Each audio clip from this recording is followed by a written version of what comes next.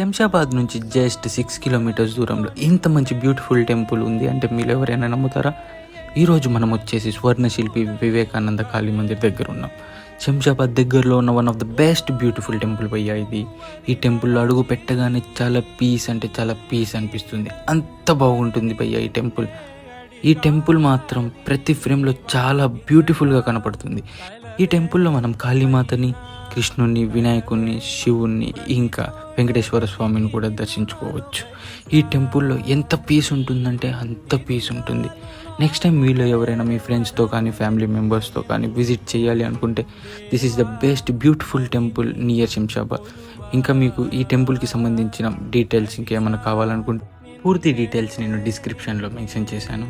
Visit it.